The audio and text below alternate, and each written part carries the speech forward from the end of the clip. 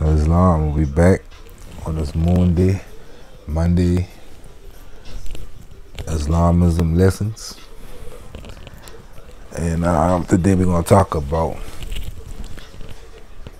Mira Mamolino, the Prince of Light, or the Prince of Peace, Prince of Islam. We're going to talk about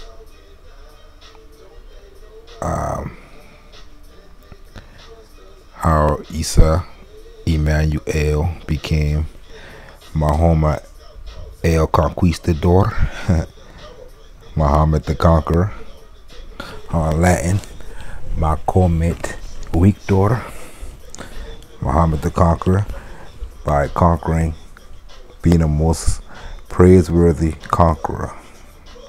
That's what that means. That is accomplished by conquering what we call evil spirits or demons or demimens. That's only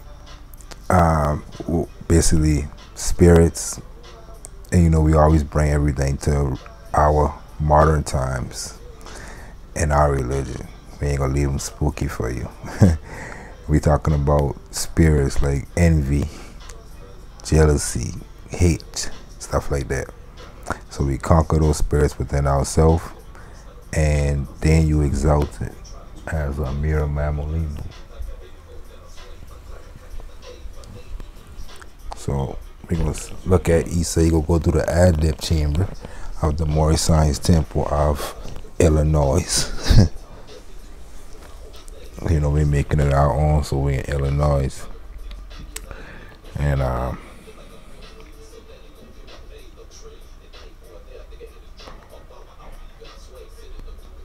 try to think of all the stuff to say now, so because it's going to be a long one. Pay attention to the story and many dimensions, because again, we're dealing with spirits, the same spirits that been around 100,000 years ago, been around 50,000, been around 5,000, been around yesterday, been around last month, and will be around forever. These spirits, these same spirits that we're going to talk about. So we're going to always correlate with your daily life and the people around you. We all got mixed spirits, and we call it the 7 deadly sins, stuff like that. We call it attributes, 7 attributes. And you got good spirits and bad. The man who conquer the bad ones, we call that taking the head of Satan. Metaphysically, we call it that. But again, it's all conquering these things. So we're going to let you see examples of a man who did going through the Adept Chamber. We're going to show you what he's going through. Let's begin. Jesus with Elihu and Shalom in Egypt. Tell the story of his journeys. Elihu and Shalom praise Allah. Jesus goes to the temple in Heliopolis. Heliopolis is a city in Illinois, in Egypt, right? And is received as a pupil. 1. And Isa came to Egypt land, and all was well. He tarried not upon the coast. He went at once to Zoan, home of Elihu and Shalom, who 25 years before had taught his mother in their sacred schools. And there was joy when he met these 3. When those 3 met. When at last the son of Mary saw these sacred groves, he was a babe. And that's why I think they get Mary had a little lamb from the story, because they call him a babe. He used to she used to bring to school when she went back 25 years ago to these sacred groves, which is just the ancient word for the school. They used to sit in what they call the sacred grove, which is all over the world. Go look it up on Wikipedia. Sacred groves. And now a man strong by buffeting of every kind, a teacher who has stirred the multitudes in many lands. And Jesus told the aged teacher all about his life, about his journeyings in foreign lands and the meetings with the masters, and about his kind reception by the multitudes. Again, this story is about you today as a Moorish American, and tomorrow also. Elihu and Shalom heard his story with delight. They lifted up their eyes to heaven and said, Our Father God, Allah, let now thy servant go in peace, for we have seen the glory of the Lord. And in their times, they would have said, for the Lord martyr. That was what Isa would have said, and they would have said martyr or martyr in Egypt land, because that's the tongue of that time. Today we say mortar, which means the one who gives commands, or Lord, mother, leader, those things. And we have talked with him, the messenger of love and the covenant of peace on earth, goodwill to man. So they're talking about the brotherhood that's in our kingdom, the within kingdom first. We gotta have that, understand that we is a metaphysical brotherhood first. Through him shall all the nations of the earth be blessed. Through him, Immanu El. So he's the El of the El clan, son cult. And Jesus stayed in Zoar many days, and then went unto the city of the sun. See, that man called Heliopolis, and sought admission to the temple of the sacred brotherhood. You see, the brotherhood and sisterhood of man, the motherhood and fatherhood of Allah. Now we talk about at the end of the last video. The council of the brotherhood convened, and Jesus stood before the Hierophant. He answered all the questions that was asked with clearness and with power. And it's the same process, know what you already put in place. If you got a group of Moors, so-called African Americans in America, they got a brotherhood that they can establish in their community, in their households, with these lessons. And in chapter 48, they show you how to get a charter from the Moorish Science Temple of America. He been using this same system, ancient system, and basically that's all they're going to do is ask you some questions, but they got to give you a charter because that's the law in our Moorish America in these times. I'm trying to think what part of that. Just read chapter 48. They're going to talk about the charter, and that's where he get that from. Just right here. He been on it. So the Hierophant exclaimed, Rabboni of the rabbinate. And for us, we will be sheiks of the sheikates.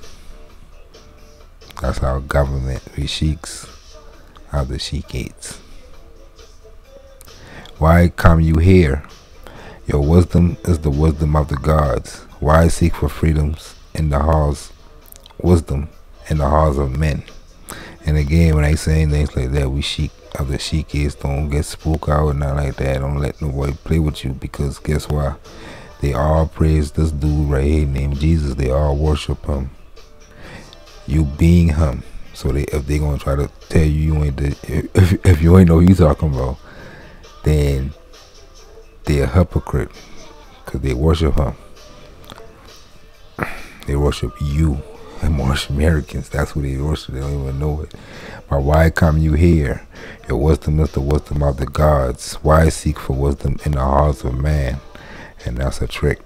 And we're gonna show you how. That's the first test. We show you how a Moorish American deal with that.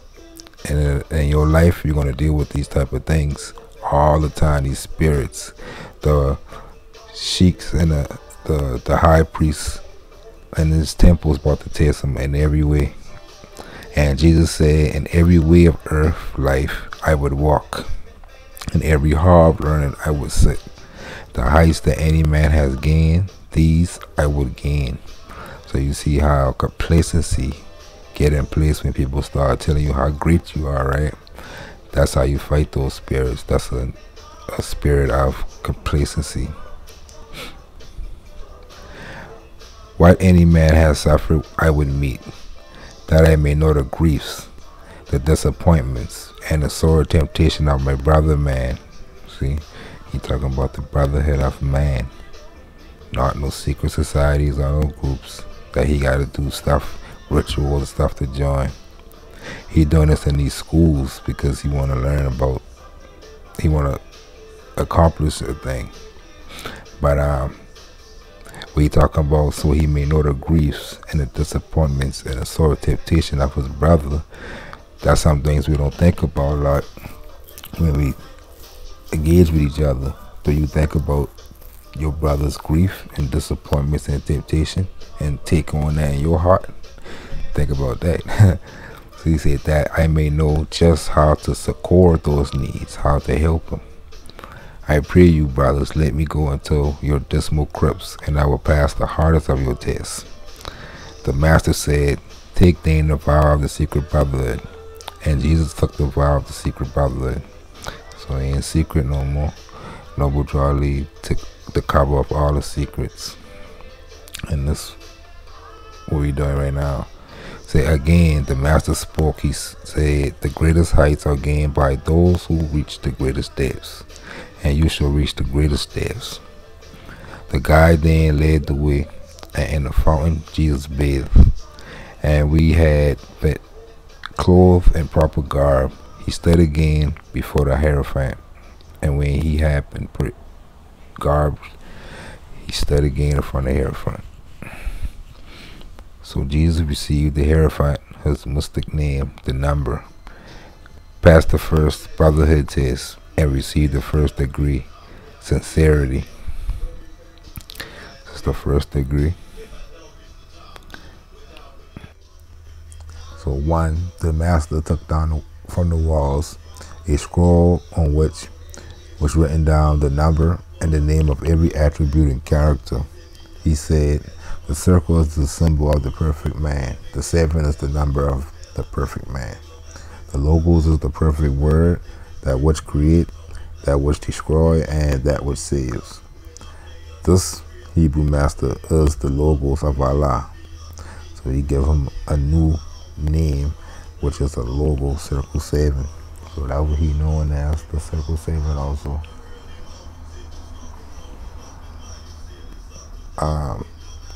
It's like Prince. He created a symbol, not a word, it's a symbol. Say the logos, this Hebrew master is the logos of Allah, the circle of the human race, the 7 of time. That's what his name means. The circle of the human race and the 7 of time. And in the reckoning book, the scribe wrote down the logo circle 7, and this was Jesus' Lord. The master said, the logos will give heed to what I say. No man can enter into light till he have found himself. Go forth and search till you have found your soul, and then return.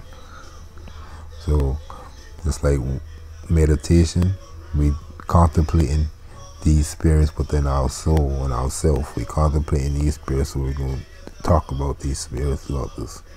The guy led Jesus to a room, and I could point out the spirits as we go on. The guide leads Jesus to a room in which the light was faint and mellow, like the light of early dawn.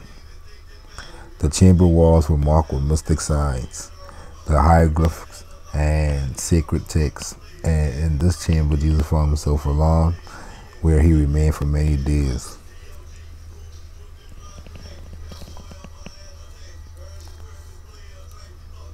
Many days now, right? He read the sacred text, thought out the meaning of the hieroglyphs, and sought the import of the master's charge to find himself. A revelation came. He got acquainted with the soul. He found himself, then he was not alone. One night he slept, and at a midnight hour a door that he had not observed was open, and a priest in somber garb came in and said, "My brother, pardon me for coming in at this unseemly hour, but I have come to save your life." That's the first spirit, really saving power. You are the victim of a cruel plot. The priests of Heliopolis are jealous of your fame, and they have said that you should never leave these glory crooks alive. The higher priests do not go forth to teach the world, and you are doomed to temple servitude. Now, if you will be free, another spirit, freedom, you must deceive these priests. Deception. Must tell them you are here to stay for life. And then when you have gained all that you wish to gain, I will return, and by a secret way will lead you forth, that you may go in peace. And peace was one. He promised him a lot of things, but let's continue. He said, Jesus said, "My brother man, would you come here to teach deceit? Am I within these holy walls to learn the wiles of vile hypocrisy?" So deceit and hypocrisy. Nay man, my father scorned deceit, and I'm here to do his will. So if you're here to do the will of Allah, your sword is pointed at deceit. Nay man, my father scorned deceit, and I'm here to do his will. Deceive these priests, not while the sun shall shine. What I said that I have said, I will be true to them, to Allah, and to myself. So you already decided to go do the Adept Chamber. So you're telling them, I'm about to lie to these priests, I'm about to come do what I said I was coming to do. And then the tempter tempting him left, and Jesus was again alone. But in a little while, a white-robed priest appeared and said, "Well done, the Logos has prevailed. This is the trial chamber of hypocrisy." And then he led the way, and Jesus stood before the judgment seat. And all the brothers stood. The Hierophant came forth and laid his hand on Jesus' head, and placed within his hand a scroll on which was written just one word, sincerity. And not a word was said. So he passed his first test, which was sincerity. Sincerity is a divine thing too, because you can't see it, touch it, and only it comes from the heart, right? You gotta. Nobody can know if you truly want to know something, or if you got an agenda. You know. So just the sincerity there. On all kung fu movies, you see the master turn down the student who try to beg him to teach him, because he don't want to learn the kung fu and go out there and just beat people up and stuff. So he's gonna check her sincerity to see if he really gonna be a good student. So he put him through trials to see how bad he want to learn this. So his heart gonna speak for him. So that's sincerity. Having him sit in the tomb for all them days, and then give him a tempting offer. They check his sincerity. So that's an example. But you will always have people deal with you in life. You don't know if sincerity is there or not. So you gotta understand what sincerity is. So let's continue. The God again appeared and led the way, and in the spacious room replete with everything a student craves was Jesus bade to rest and wait. Jesus passed the second brotherhood test and received the second degree, justice. The Logos did not care to rest. He said, "Why wait in this luxurious room? I need not rest. My Father work upon me, presses hard. I will go on and learn my lessons all. If there are trials, let them come. For every victory over self, give added strength. And that's another spirit. The spirit to give up when you feel something is hard or have a failure, but to know that every victory gives strength, added strength. So and then the guy led on in the chamber, darkest night, with Jesus placed and left alone. The days were spent in deep solitude.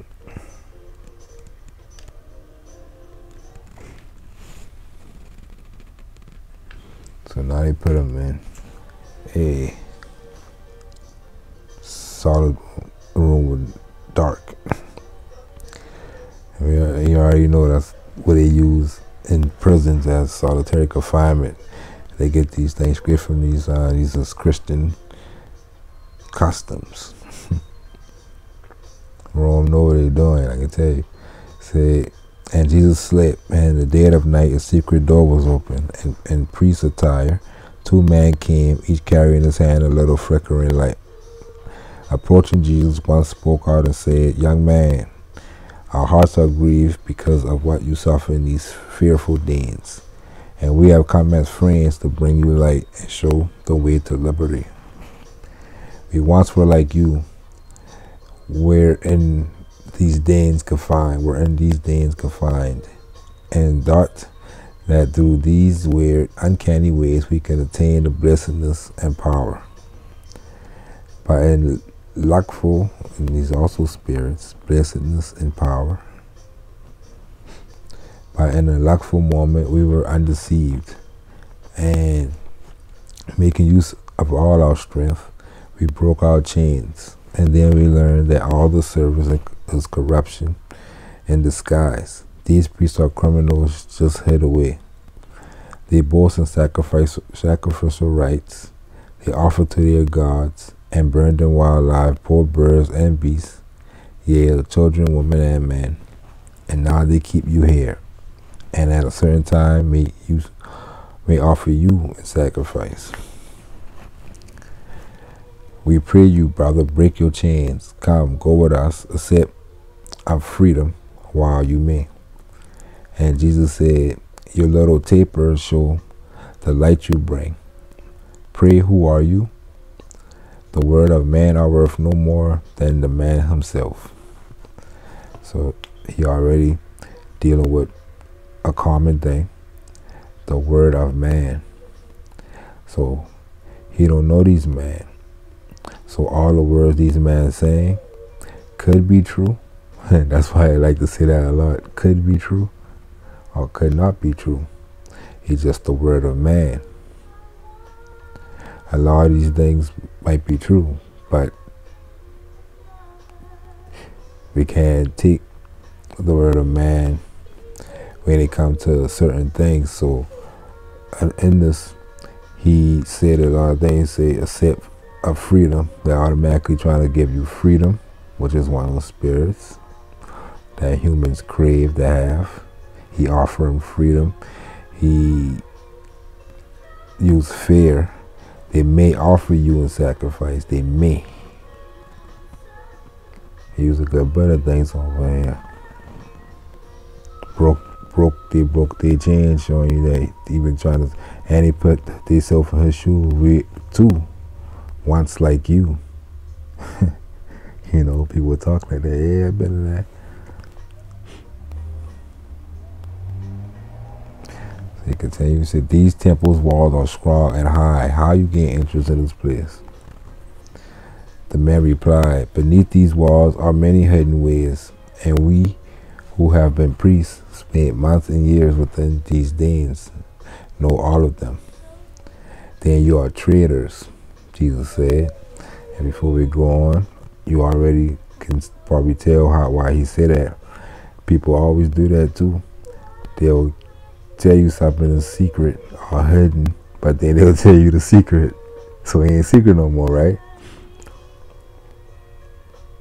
And if a person will betray a secret from somebody else, they will betray you too. So basically, then you are traitors. A traitor is a fiend. He who betrays another man is never a man to trust. So watch these spirits, watch characteristics. Even if it ain't about you, guys see that all the time. People, oh, he ain't talking about me like that. But you will be a friend to that person. It'll be a matter of time for you next. Gotta watch the spirit and the characteristic of the person, because everybody got mixed spirits. And people hone the wrong spirits within themselves and cultivate these wicked spirits instead of the good. Most likely because of lack of knowledge, lack of knowing what these things is, that give us these emotions and reactions and thoughts. Thoughts, words, and deeds. As how these spirits show yourself in your thoughts, which is the thought and the heart, your words, and your deeds, heart and mind. If one has only reached the plane of treachery, he is a lover of deceit, and will betray a friend to serve himself for self. Behold, you men, or whoever you be, your words fall lightly on my ears. Could I prejudge? Another one. These spirits prejudge as prejudice, basically saying things about somebody or something, assuming that you can't possibly know just based off rumor or what other man has said. So he asking him, could he prejudge these 100 priests, turn traitor to himself and them because of what you say when you confess your own treachery? No man can judge for me, and if I judge told testimony, all is in. And if I judge and told testimony, all is in, I might not judge all right. Basically, if I don't got enough information, I shouldn't be making my judgment on things. So true. Name men. By whatever soul way you came, return. My soul prefer the darkness of this grave to the little flickering lights like these you bring. So you see, everything is metaphysical. They walk in with low lights in the dark cave. But he really talking about everything I'm just explaining to you and bring them to modern times. That's the whole point of these stories, for you to see it, because they're ancient and modern, right? And that people ain't been jealous in 10,000 BC, and people jealous now. That's the only thing that don't change. So it's truth. So my conscience rules what these, my brothers, have to say out here, and when the testimony all is in, I will decide. You cannot judge for me, nor I for you. Be gone, you men, be gone, and leave me to this charming light. From while the sun shines not, because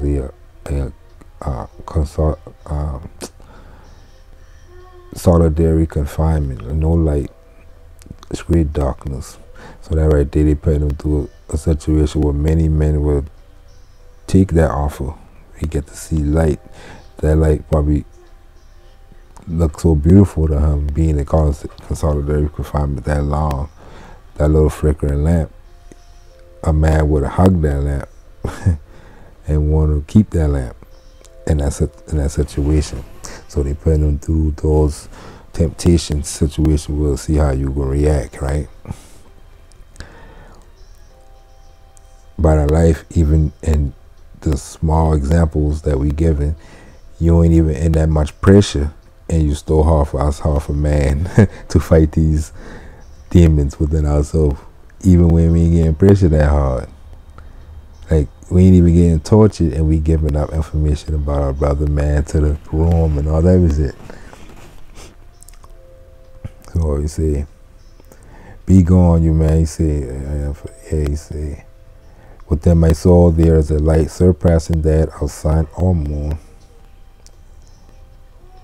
Then with an angry threat that they would do him harm, The wily tempters left, and Jesus was again alone. So even a threat ain't make him change his mind. A threat of harm. Again, the white robed priest appeared and led the way, and Jesus stood again before the hierophant, and not a word was said. By his hand, the master placed a scroll, which the word suggestive justice was inscribed. And Jesus was the master of the phantom forms, spirits, of prejudice, and of treachery, which still float around the dead in each of us. And again, what we do, we learn about these things, and we conquer it within ourselves. Time and time again, I gotta tell myself not to do things. It's like I disciplining the lower self at all times. And some things we start to come second nature. I ain't gonna say, hey, tell you, I was born through getting these lessons, so it could be cultivated. For a lot of us, though, we got a lot of it from our parents in different forms, but the stuff they've been telling us not to do, we gotta go back. Them the simplest things in life. We see adults still these days still falling for doing the same things that they tell children not to do.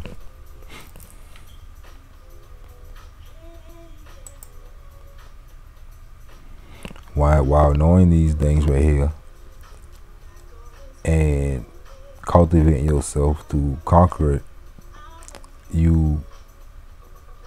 all the other stuff we like to do, we like to have fun and be so-called cool or whatever. We ain't gotta give that up. We be ourselves. That's why I ain't changing the way I speak. None of that outdress and none of that. That's the outside show. The real work is these stuff right here. It won't matter how much you dress up as a priest, as a high priest of the ancient Moorish Empire. It ain't matter if you a treacherous person or a liar, or if you ain't got that part of the game right, it ain't gonna work for you. I'm telling you. Jesus passes the third brotherhood test and received the third degree, faith. Okay, Jesus passes the third brotherhood test, faith. The Logos waited 7 days and then was taken to the Hall of Fame, a chamber rich in furnishing and lighted up with gold and silver lamps. The colors of its ceiling, decoration, furnishing, and walls were blue and gold, like the ancient Moorish palaces in America. Its shelves were full with books of masterminds and paintings, and the statues were the work of the highest art. And Jesus was entranced with all this elegance, entranced with all this elegance, and these manifests of thought. He read the sacred books and sought the meaning of the symbols and the hieroglyphs. And when he was absorbed in deepest thought, a preacher approached and said, "Behold the glory of this place, my brother. You are highly blessed. Few men so young have reached such heights of fame. Now if you do not waste your life in search for hidden things that man can never comprehend, you may be founder of a school of thought that will ensure you endless fame. For your philosophy is deeper far than that of Plato, and your teaching please the common people more than those of Socrates. Why seek for mystic light within the antiquated dens? Go forth and walk with man and think with man, and they will honor you. And after all, these weird initiations may be myths, and your Messiah hopes by base illusions of the hour. I would advise you to renounce uncertain things and choose the course that leads to certain fame." And thus the priest, a demon in disguise, sung siren songs of unbelief, and Jesus meditated long and well on what he said. So you see, us reading this in the third party and I doing the explanations, we already know that this priest been a demon in disguise, right? Before we get there, but why? And he about to meditate along and well on why. And in each line, he give us things that man always give us. He said, if you don't study, if you don't waste your life in search of hidden things, so that's something we don't want to do. We don't be knowing to be wasting our time doing something, right? You gotta have faith to know that what you're doing gonna lead to something in the future that you can't know now, right? And you hoping that ain't gonna be a waste at the end of the tunnel, or a rainbow, or whatever. So that's a spirit that he give him. See, and he also said hidden things that man can never comprehend, which is what we talk about in these Islamism. It's the hidden things. We can't really comprehend these things. Beauty, love. And those things are hidden. Can't see it. Those are the hidden things that he's searching for.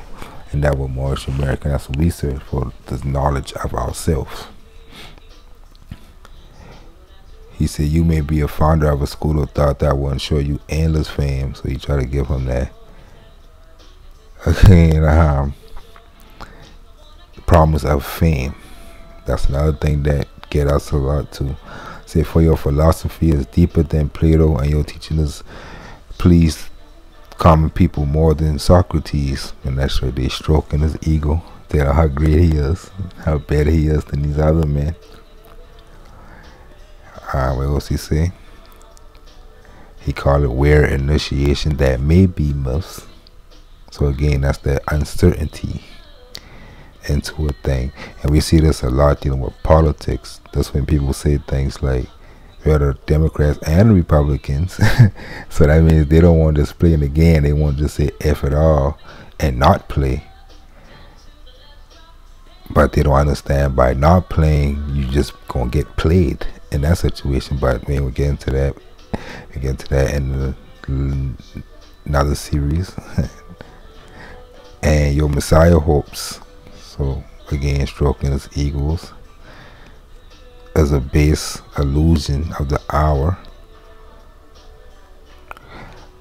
What else he say? Again, certain fame.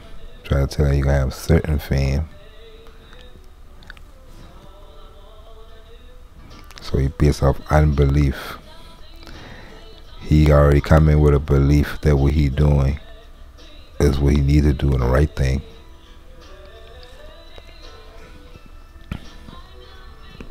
So the conflict was a better one for the king ambition, another spirit ambition. We all got ambition, goals, stuff that we want to do, stuff that we hope to do in the future. Ambition for a sturdy foe to fight. So he fighting ambition within himself, his own ambition, because he can take this man off up and get some fame and be the most famous person in the history of persons. If he go with a man. But how we know if that's true? The way he did, the way he going from the beginning and stick to his own way, he end up getting endless fame anyway, because we talking about him today 2,000 years later. So he ain't need a man, right? So for 40 days the higher wrestled with the lower self, and then the fight was won.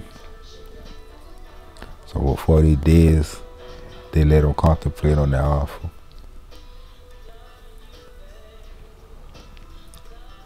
Faith rose triumphant, unbelief was not.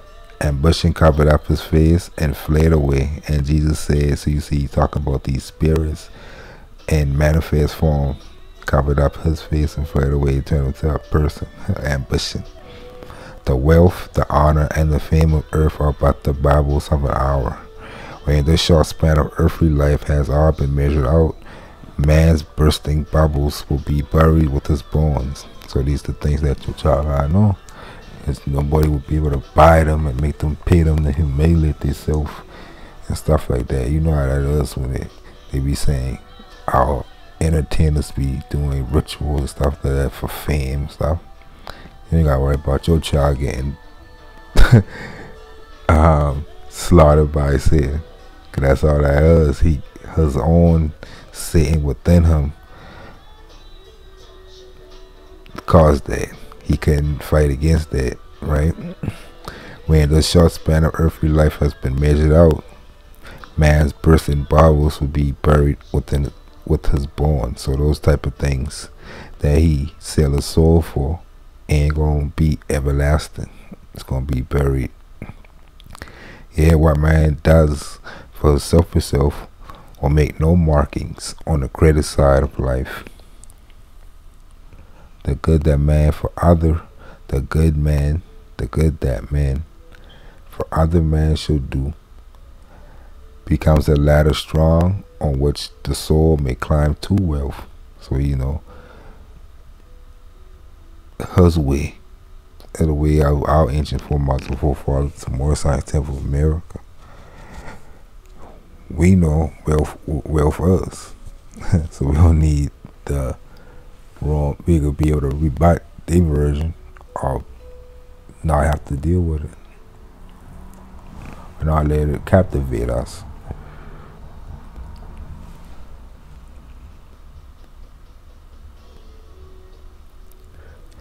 Give me the poverty of men, the consciousness of duty done in love, the approbation of my God, and I will be content.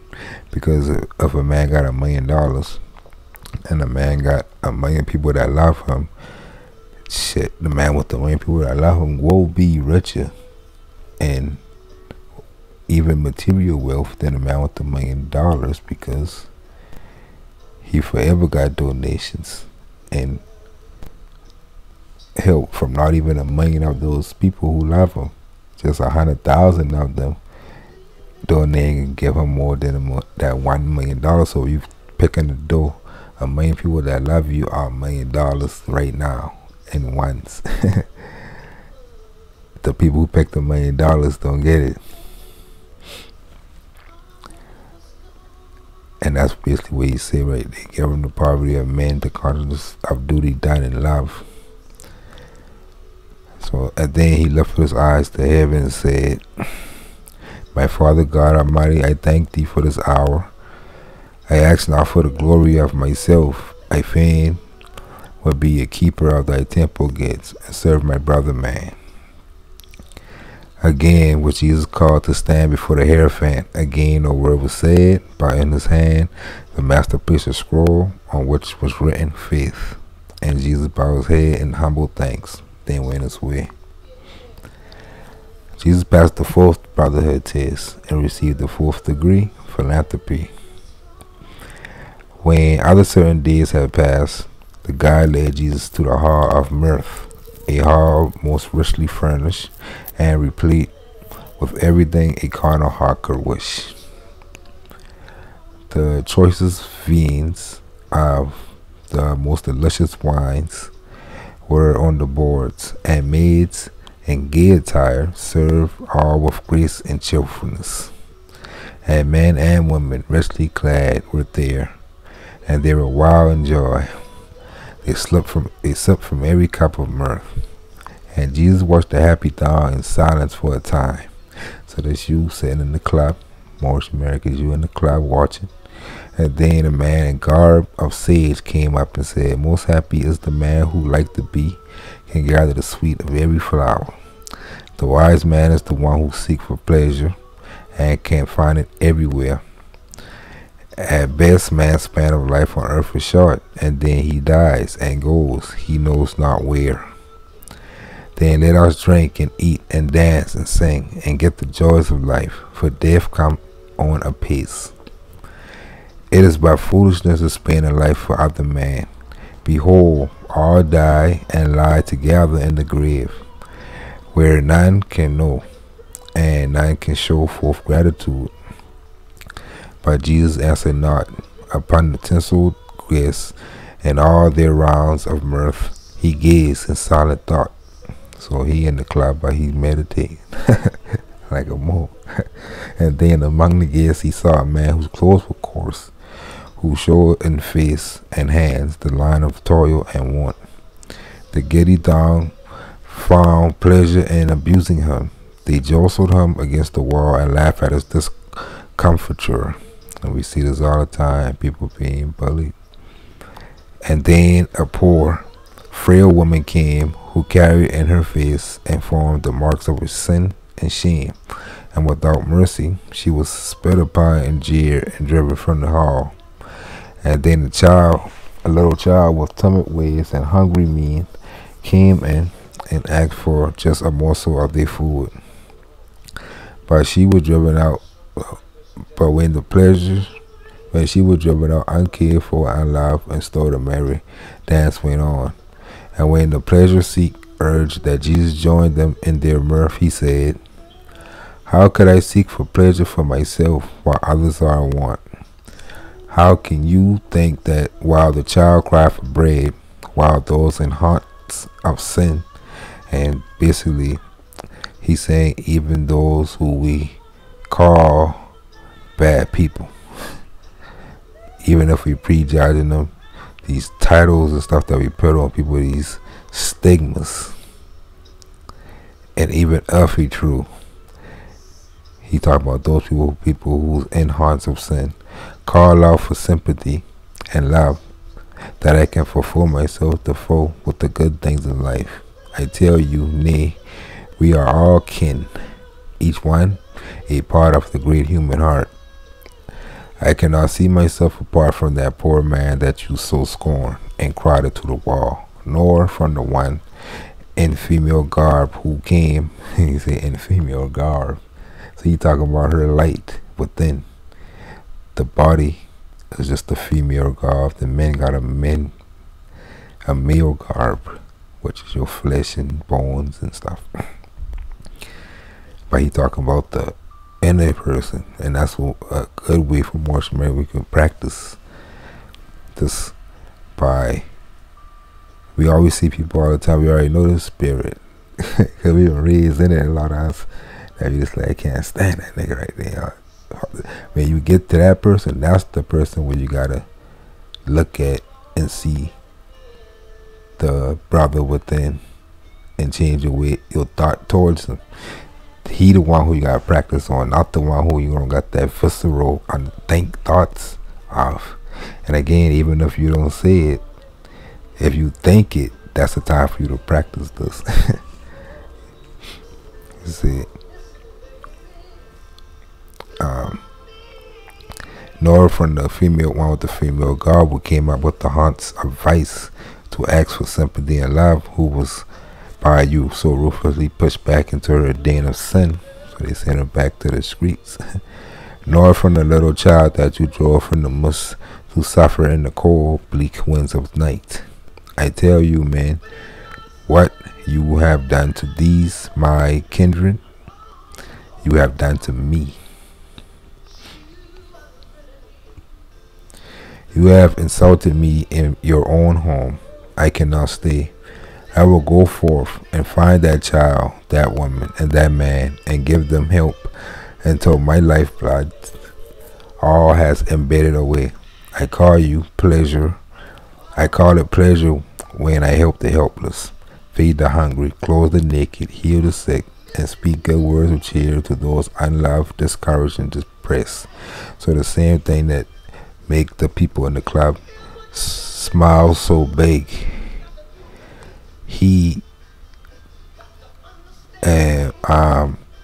honing in his seven spirit attributes, he honing in his spirits to make his joy come from those things instead of the good mirth, the good music, the good dance, you know. So he changing his inner self to make herself that emotion that automatically come for us when we hear a good song or we in the club, we having fun. That fun, when he doing these things, he get that feeling chemically in his body because he manifesting that all inner work using your heart and mind. That's what a Buddha do when he meditating. But that still ain't mean that you can't enjoy yourself with mirth and all that too. He been in the club. He would have been enjoying himself with them if they've been showing love, because that's what make him feel better. So at this that you call mirth is by the phantom of the night, by flashes of the fire of passion, painting pictures on the wall of time. And while the logo spoke, the white robed priest came in and said to him, the council wait for you. Then Jesus stood again before the bar. You see, before the bar, right? Just like in modern times, right? Again, no word was said. The hierophant placed in his hand a scroll on which was writ,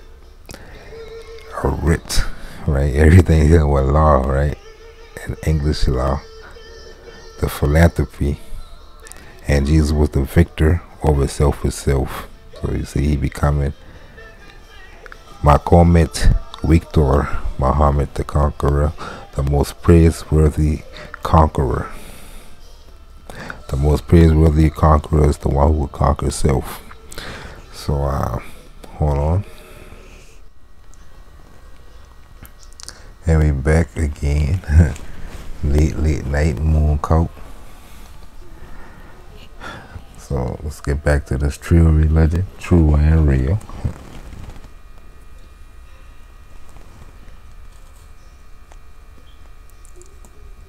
True religion because it's true and real. It's real.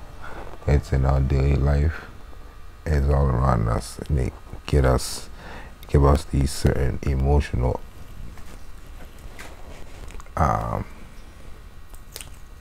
things that affect us, right? So people get emotional and commit crimes. People get emotional and fall in love. People get emotional and they get molested. They get played or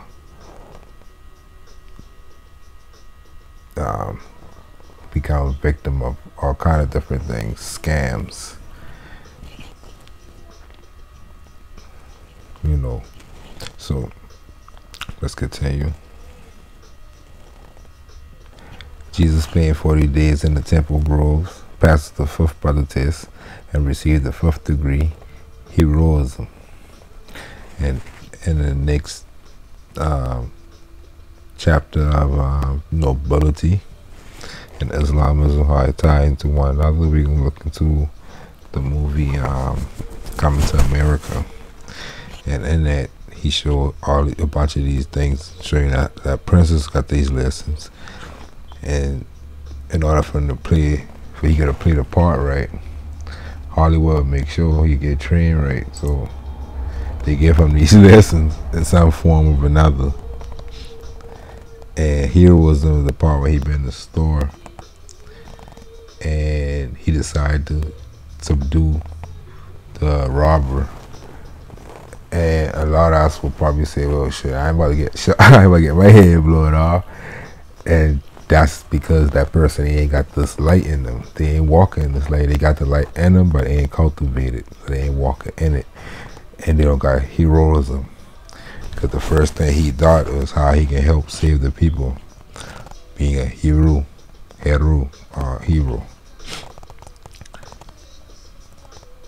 So again, all these things ties with our religion while we practice our religion, which is these things: heroism, philanthropy.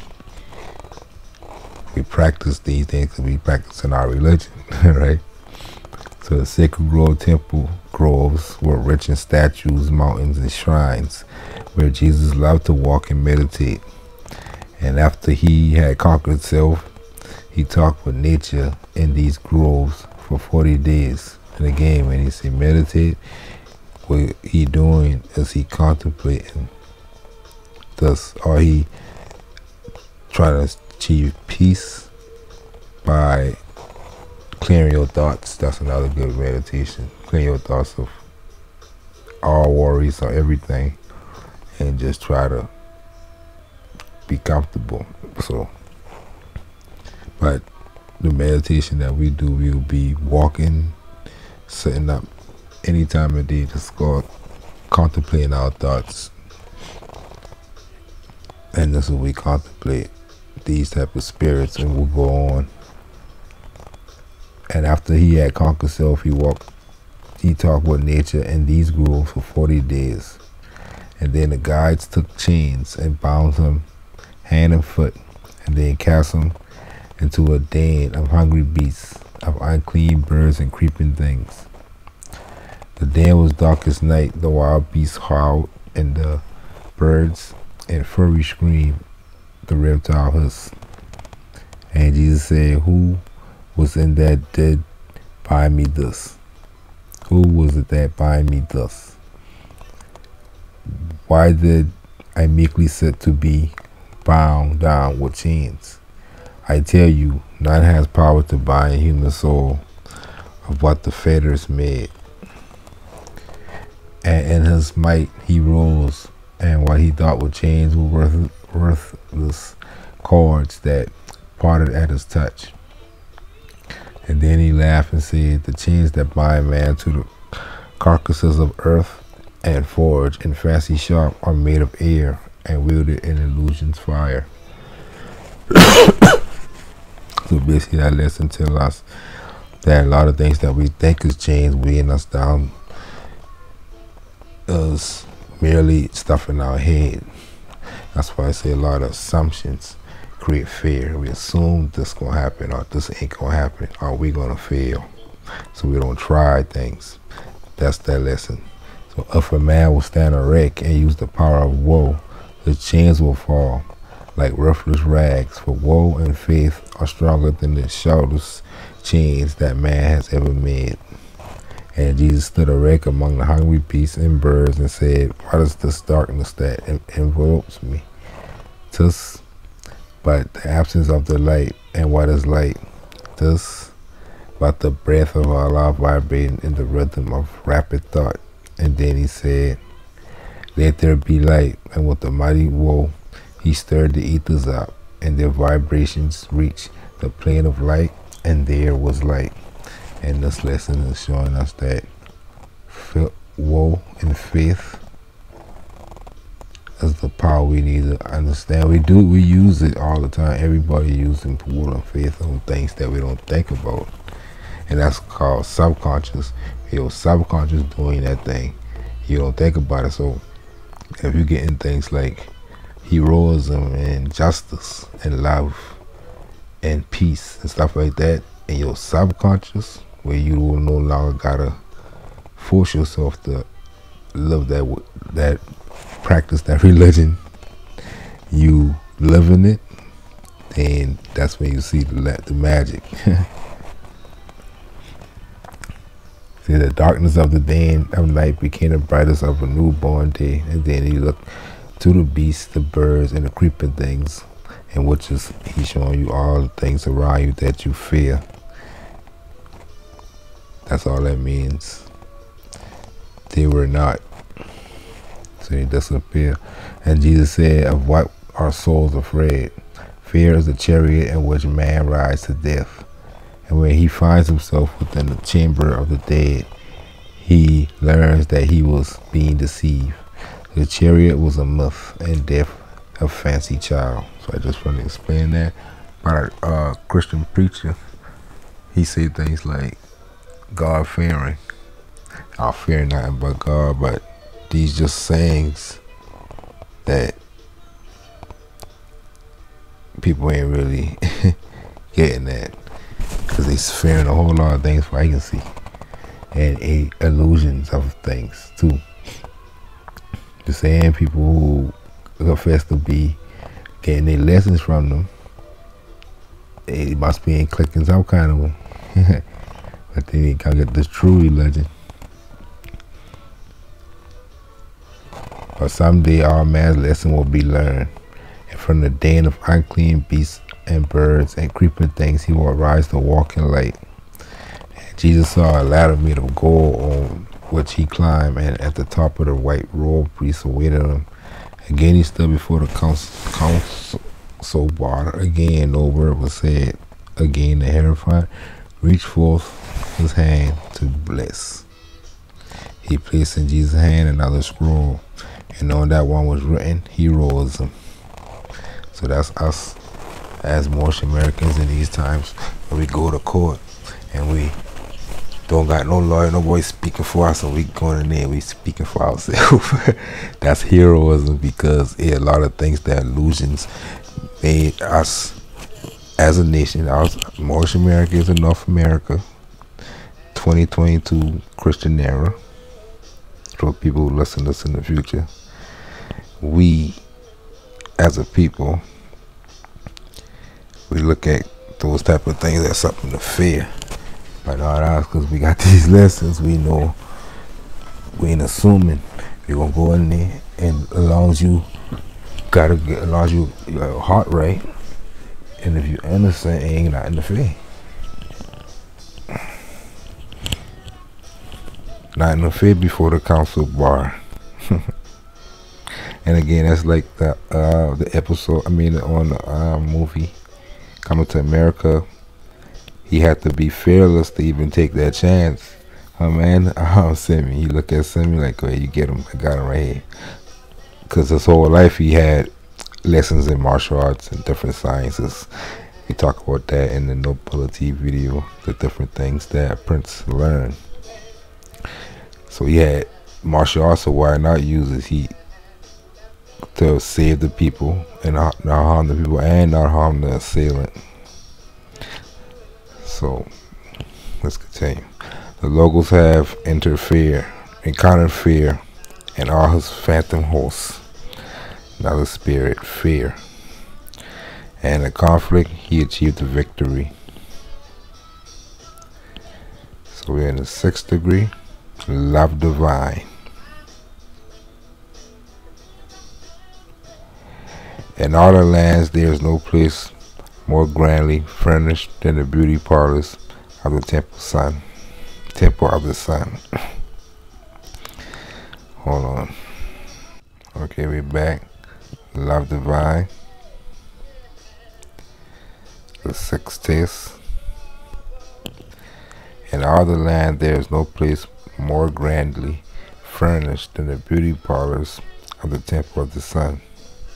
So you know, ancient times we've been had the salons, the beauty parlors, and the barbershops. The barbershops for the brotherhood, and the beauty parlors for the sisterhood, for the sisters. Few students ever entered these rich rooms. The priest regarded them with awe and called them halls of mystery. When Jesus had attained the victory over fear, he gained the right to enter here. The guide led on the way, and after passing many richly furnished rooms, they reached the Hall of Harmony. And here, where Jesus left alone. And that's why our institutions and our temples need to have these same halls where we teaching philosophies and these different things.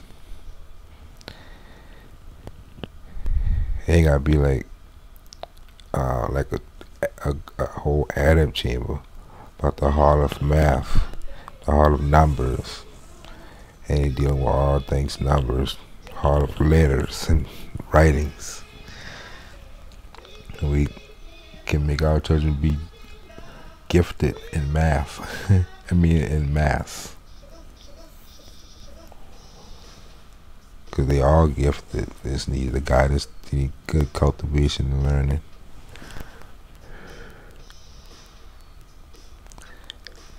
So they lead them to the Hall of Harmony.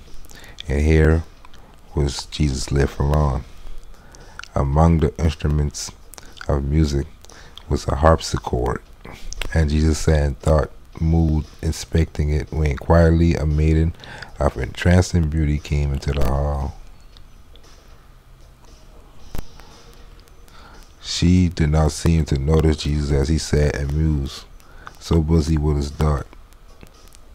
So that's the 6th test, and a lot of men definitely ain't passing this test easily. And you got entrancing beauty coming in the scene. You know, in Matrix, they had the lady in the red dress, and this show to get that where they get this from. She found her place besides the harpsichord. She touched the chords more gently, and she sung the song of Israel. And all that means to us in these days is a woman who has captivated us in any kind of ways. She ain't gotta be sitting, he's playing in the harpsichord. He tried to, the point is to try to make him look like it's something out of this world to him. that he can't control. Saying Jesus was entranced. See, such beauty he had never seen. Such music he had never heard. The maiden sang her song. She did not seem to know that anyone was near. She went her way. And Jesus, talking to himself, said out, "What is the meaning of this incident? I did not know that such entrancing beauty and such queen-like loveliness were ever found among the sons of man." Men. I did not know that voice of angel ever graced the human form. And we can relate to that because even the woman's voice becomes beauty to us. Especially again, we go put like I said earlier, the jail concept. That phone call start to get real.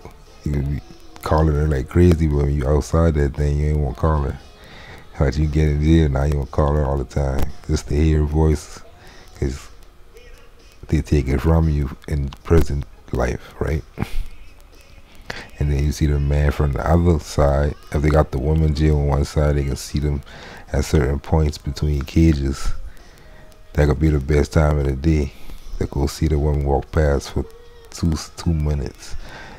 Those are things we gotta cultivate in ourselves all the time. Say such queen-like loveliness forever found amongst the sons of man. He said he did not know a voice of angel ever graced human form, or that seraphic music ever came from human lips. Seraphic, it's like an angelic spirit. Say for days he sat entranced. The current of his thoughts would change. He thought of nothing but the singer and her songs. So he crushing hard. He longed to see her once again. And after certain days she came. She spoke and laid her hand upon his head. So the boy really played with him. They let her go away to get his head. His spirits mix up in him. And bring it right back while he at high. His spirits all mixed up and confused. So he longed to see her once again. She laid her hand upon his head. Her touch thrilled all his soul, and for the first time, he forgotten was the work that he was sent to do. Few were the words the maiden said. She went her way, but then the heart of Jesus had been touched. A love flame was kindled in his soul, and he was brought to the face the sorest trial of his life. He could not sleep nor eat. The thoughts of the maiden came, they would not go. His carnal nature could allow for her companionship. And then he said, "Lo, I have conquered every foe that I have met, and shall I be conquered by this carnal love? My Father God, Allah sent me here to show the power of love divine, that love that reaches every living soul. Shall this pure, universal love be all absorbed by carnal love? Shall I forget all creatures?" And that's what he looking at as a selfish love, because the passing these lessons will allow him to give universal love to all. But if he fail, then all he did been satisfy his carnal love. So that's selfishness. So shall I forget all creatures else and lose my life in this fair maiden? Though she is the highest type of beauty, purity, and love. So he said he recognized that of her, but that still become a foe to his mission, which is universal love, love divine. So into its very depths his soul was stirred, and long he wrestled with this angel idol of his heart. And pretty much we all know the spirit all around us, and he's very numerous. Because now you see a small situation. We look at athletes and celebrities when get married. It seems like they always getting divorced later, and she taking half the money and all that. We looking at that situation, like how they get into situations like that all the time, because a woman is the beauty, the highest beauty of purity and love. Beauty, purity, and love. But if the brotherhood and sisterhood of this nation don't understand these things, it can be used as weapons, and it will be. And then we wouldn't be able to deal with it as men, for one, if she do decide to use it. Because they powerful, and they happen all the time.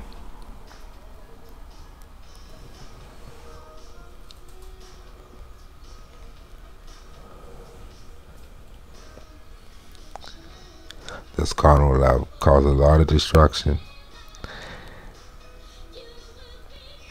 but it can be the most beautiful thing if you understand it. So let's go continue. But when the day was almost lost, his higher ego arose in might. He found himself again, and then he said, although my heart should break, so you have to break his own heart, I will not fall in this my hardest task. I will be a victor over carnal love. And when again the maiden came, he offered him her hand and heart. He said, fair one, your very presence thrilled me with delight. Your voice is benediction to my soul. My human self would fly with you and be contented in your love. But, so you gotta let her down. All the world's craving for a love that I have came to manifest. I must then bid you go, but we will meet again. Our ways of earth will not be cast apart. I see you in the hurrying throngs of earth as minister of love. I hear your voice in song that wants the heart of man to better things, and then in sorrow and in tears the maiden went away. So you make her cry, and Jesus was again alone. And he still stuck with his faith that I might never see a woman like this again. She want me, and I have to break her heart. Even though he said we will meet again, you know, as again he dealing with faith, because he can't possibly know that. That's what prophets deal with faith. Right? She can't possibly know if they'll meet again. She can pass tomorrow, or he could. But in the story of his life, he didn't. I meet her again, hooking us. So I said, that's all we gotta do is keep our faith. We all are gonna always bless us. We gonna get her back. Trust, faith. I have trouble with it too. When I see that before, I said, damn. Watch later. He said that's the woman, that's the girl who went in the tomb. She gonna follow him. He already had like 2,000 people following him at that time. They always had a flock of people, just like how you read them stories of the Sharifs from Brazil and Venezuela and the South and North America. They used to have more Sharifs used to have flocks with them. You go read Montezuma and the more story. They used to say they been around, a bunch of them around. We see them pictures. You see the boy carrying them boy up on a less Electrica. What they call them, the Sudan. In the Sudan, they hold the Sharif up or the king up, and they ask us with them. That's the flock. That's the brotherhood. That's the brotherhood. If you read the Muhammad story, he had the flock. He had the brotherhood, the tribes, the community. So all these, the same story. You know, Bourgeois Ali, he had a flock, an army, a brotherhood. And brotherhood and the sisterhood of man. The same story as well. You like, goddamn, we just don't ever get this yet. We realize when we don't get this, then what happened? The same story. Foreign man come, and we gotta be governed by a foreign man because we don't do right. We gotta get another prophet. So, and instantly the great bells of the temple rang. The singers sang a new song. The grotto blazed with light. The Hierophant himself appeared and said, "All hail, triumph, Logos, hail. The conqueror of carnal life stands on the heights." And then he placed in Jesus' hand a scroll on which was written, "Love divine." And love divine is another example of that is a mother's love for a child rather than burning boat and to get burned up to save a child. Dying carnal love, that's love divine, because nobody can explain that. It's divine, metaphysical. So together they passed through the grotto of the beautiful.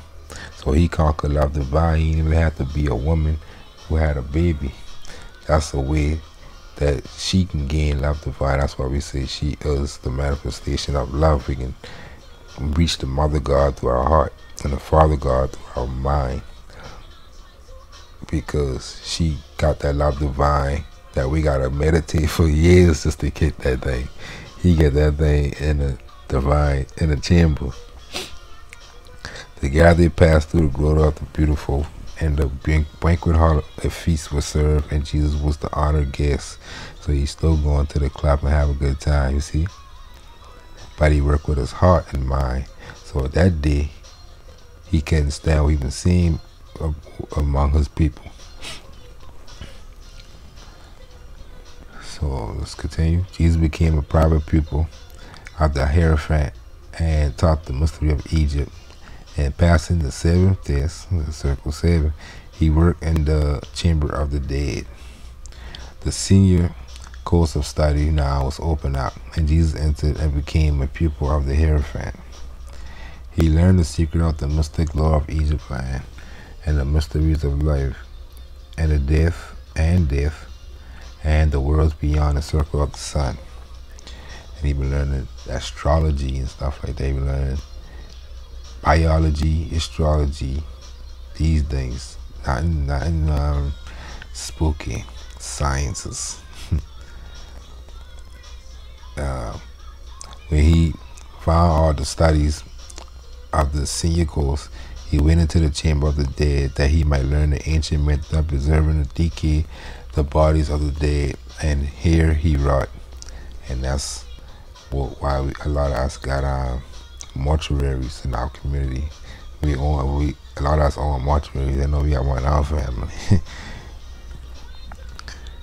Cause that's the ancient science we used to do. And carriers brought the bodies of the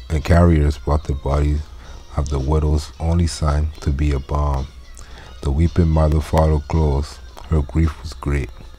And Jesus said, "Good woman, dry your tears. You followed by an empty house. Your son is not in it. You weep because your son is dead. Death is a cruel word. Your son can never die." So you see, we use words like death, and those words power, right? Words is the things that create our reality. So the word death, we create connotations that attach to the word, and it create these spirits within us when we use it. So that's why he giving that advice. He had a task assigned to do in garb of flesh. He came, he did his work, and then he laid the flesh aside. So that means he telling her, die him. He's still speaking to her about her son, as if he's still a living, right? He's saying he, not the body. He laid the flesh aside, and he stole us. He did not need it anymore. Beyond your human sight, he has another work to do, and he will do it well, and then pass on to other tasks. And by, he will attain a crown of perfect life. And he talk about the consciousness in us that animate the flesh, that never dies now. And what your son has done and what he yet must do, we all must do. Now you harbor grief, and give your sorrow vent, they will grow greater every day. So grief only cause you to harm yourself through sorrow that grows and eats you alive. They will observe your very life until at last you will be knocked by grief, wet down with bitter tears. Instead of helping him, you grieve your son by your deep grief. So you grieve him who's still alive by your deep grief. He seeks your solace now, as he has ever done. Is glad when you are glad, is saddened when you are grieved. Is saddened when you grieve. Go bury deep your woes and smile at grief, and lose yourself in helping others dry their tears. With duty done come happiness and joy, and gladness cheers the heart of those who have passed on. The weeping woman turned and ran away to find happiness and helpfulness. So she wanted to find happiness and helping others, to bury deeper sorrows in the mystery of joy. Then other carriers came and brought the body of her mother to the chamber of the dead, and just one mourner followed. She is a girl of tender years. Now what's this one? And as the cortege neared the door, the child observed a wounded bird in sore distress. A cruel hunter's dart has pierced the beast, the breast. And she left fallen the dead, her mother, and went to help the living bird. With tenderness and love, she folded to her breast the wounded bird, then hurried to her place. And Jesus said to her, "Why did you leave your dead to save a wounded bird?" The maiden said, and the maiden just mean a little girl, "This lifeless body need no help from me, but I can help while yet life is. My mother taught me this. My mother taught that grief and selfless love and hopes and fears are but reflexes of the lower self. That what we sense are but small waves upon the rolling billows of life. All we sense, right? These all will pass away. They are unreal. Tears flow from heart to flesh. The spirit never weeps. And I am longing for the day when I will walk in light, where tears are wiped away.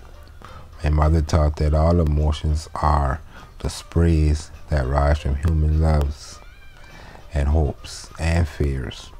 That perfect bliss cannot be ours until we have conquered these." And in the presence of that child did Jesus bow his head in reverence. He said, "For days and months and years, I've sought to learn this highest truth that man can learn on earth. And here, a child, fresh, brought to earth, and taught it all in one sharp breath." So basically, in this lesson, he learned that when he been telling all this to the mother, it take him lessons like how we learn it now in the more science temples and all that. And this child got the same lesson he had to teach this child. He already been, feeling good helping the woman with the other one. And here he go try to run up on this little girl. This little girl said, "Let me show you something."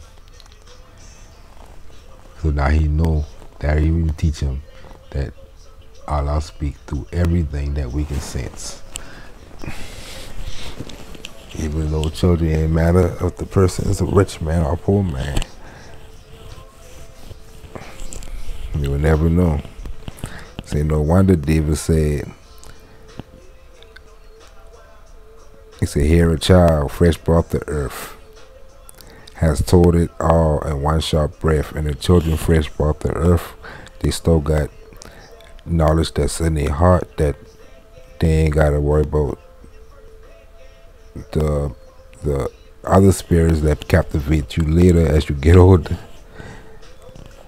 So they start talking through the heart. They only know what they learn from their mother, and they put that in their heart, and that's what they know. They ain't gonna put no more words on it. It ain't gonna be 8-hour video. They gonna tell you 20 hours worth of things in a short 5 minutes.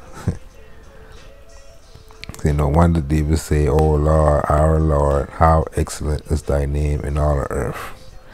Out of the mouth of babes and sucklings hast thou ordained strength." And then he laid his hand upon the maid's head and said, "I'm sure the blessings of the Lord will rest upon you, child, forevermore." Having passed the 7 brotherhood tests, Jesus reached the 7th and the highest degree, the Messiah, circle 7, or the Miro Melino. All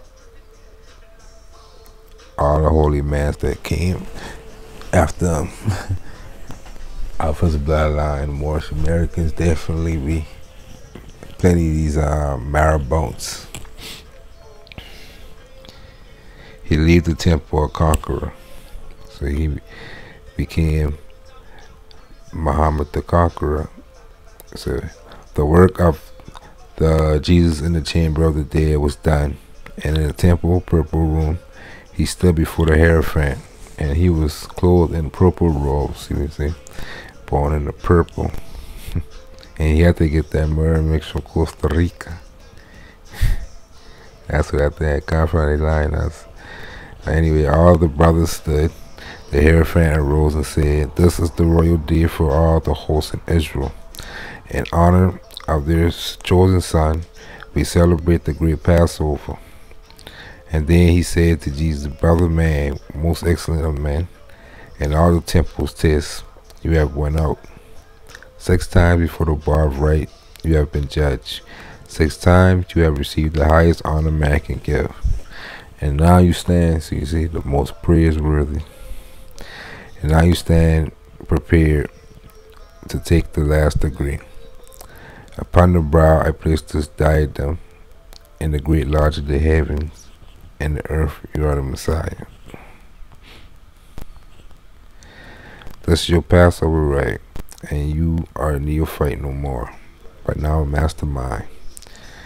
Now man can do no more, but Allah will speak and will confirm your title and degree. Go on your way, for you must preach the gospel of good, woe to man and peace on earth." That's the same mandate we get from the withdrawal to go out and preach the gospel of love, truth, peace, freedom, and justice to humanity and uplift them. But again, he expects us to get these lessons. That's why we got these texts. And many more lessons. Lessons is perpetual. Never stop learning, right? So we go on your way, for you must preach the gospel. He's saying, while the Hierophant gets spoke, the temple bells ring out. A pure white dove, Columbus, descended from the heaven and sat on Jesus' head. And then a voice then shook the very temple and said, "This is the Messiah." And every living creature said, "Amen." Every living creature. I mean, I tell, it's been set on a block or whatever, what they call it, set on a block. And it been at least 15 young Moorish Americans out there, so they walking past and they see what we call the police about to get out their car, and they've been a lot of cars. So I just look and say, let me go talk to these people. So one of the things I tell them, that they have to stand down. They had a lot of things that make them stand down, for the fact that we ask him a lot of questions that he basically disqualified his own self.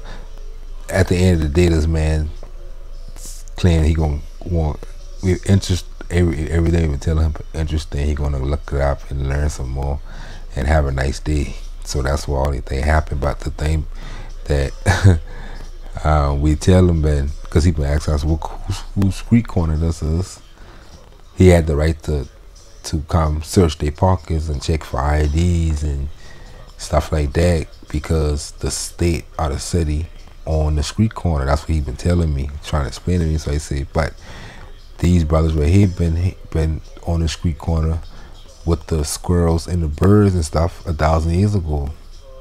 You see?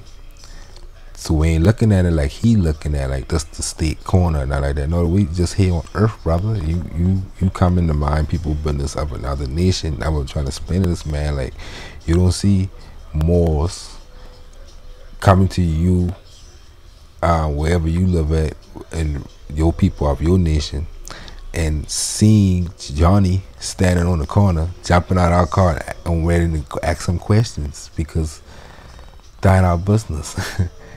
So even if you got the right to do all this stuff, all that is illusions, and all you didn't see more standing on this corner. You decide to come out and say, let me check the ID to see if they who they is or if they doing something wrong or criminal. Whatever you telling me, all that is in his head. The fact of the matter is, his claims been already rebutted when he said he had the right to tell them they couldn't stand in this corner. When they do, right? It's in their neighborhood. Not the state of South Carolina or state of nobody. Unless they claim that. But they never did.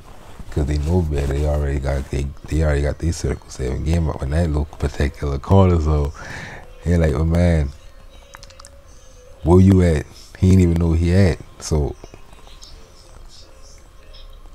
the fact that we bring up the birds and the squirrels and stuff, because nobody can deny that these ancient animals and the ancient gods creatures, nobody trying to see if they gotta pay to drink from the waters of the earth or eat from the fruits of the earth or even be outside and standing in a particular spot on the earth. Why?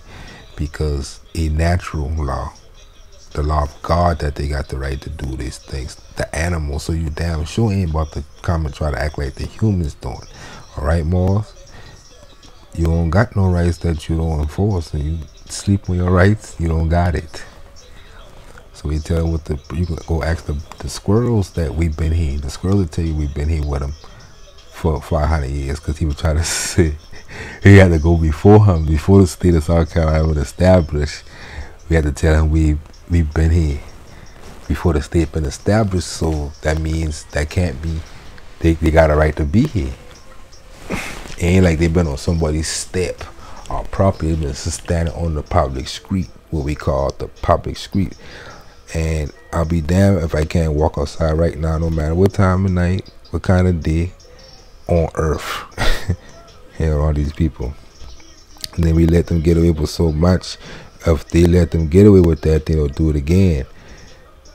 Today, that been years ago, today, they don't patrol this neighborhood. And a lot of us who live around here, who were, we young, we Moors, we what people call so-called black, right? But they'll ride straight past our area and go down to deal with other people who look like us, who far away. Like the shit that we be seeing on TV, like jumping out, same shit that we used to go through years ago with these people. Now they ain't stopping right here, because they don't got no reason to.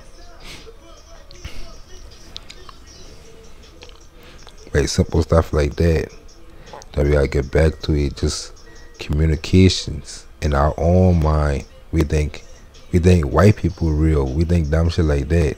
If you think that's real, then everything that come with that gonna be real. The fears, the prejudging, the prejudices, and everything else. And now you can't deal with it straight on out in the right manner. Like I saying, we clean up our own neighborhood by cleaning up our own actions first. Now they ain't got no reason to bother us. So when they do, we gonna question them. So they ain't got time to play with us. Not those children. Not those people on that street and that 2 streets over. Don't bother them. Go all the way down there and bother them based off how they speak.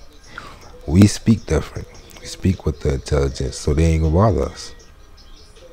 These people who take on a job called police, and we tell them stuff like, oh yeah, you got an honorable job, brother, but you're gonna do that job. You're gonna be out here protecting the women and children from violence, stuff that you're supposed to do. You ain't gonna be out here creating drama when there is none. And they do that a lot, but ain't not being justified because we do stuff that is criminal in the same areas, and we just so then we'll cry when they come and take your son who just walk into the store and decide to search his pocket because he looked like a drug dealer and stuff like that. Now you got conflict. That's what they call in white supremacy.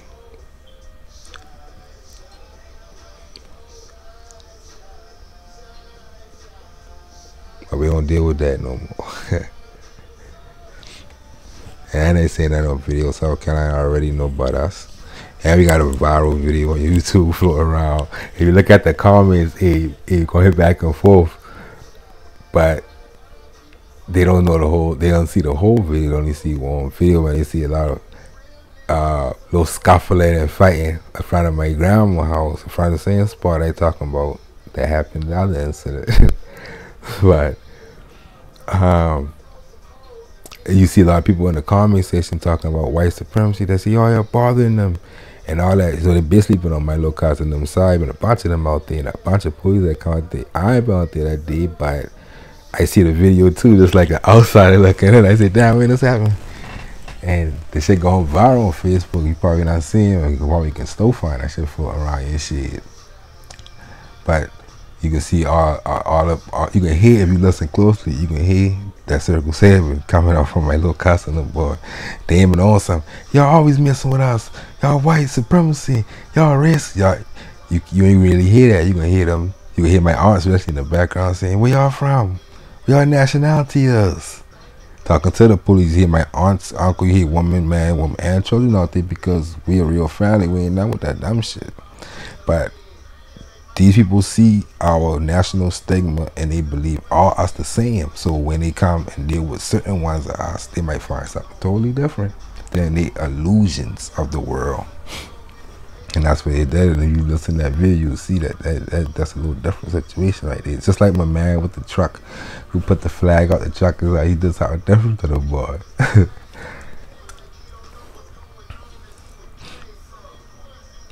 See. Let's continue. Say, and while the Hierophant yet spoke, the temple's bell rang out, and the white dove finally, we already finished that. The locals see the great doors open of the temple swung ajar. The locals journey on this way, a conqueror. So we done with that. Circle 7, conquering the spirits, which is just the ways of the Lord's help, the ways of man. When you study yourself and man, then that's when you get closer to God. And we used to always hear this in our household. We ain't even Christians, going no church, never. But we used to hear these sayings all the time.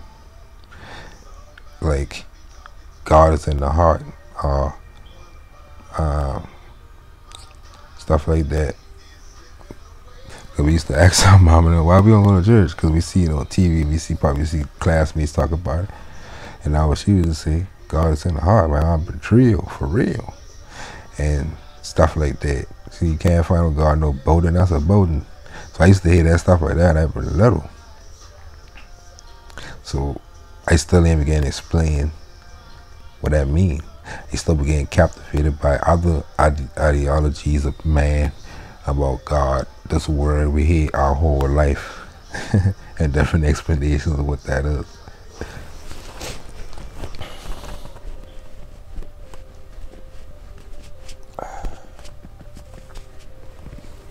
But that's the truth about it. It is in your heart. It is all about you and your mind and your heart.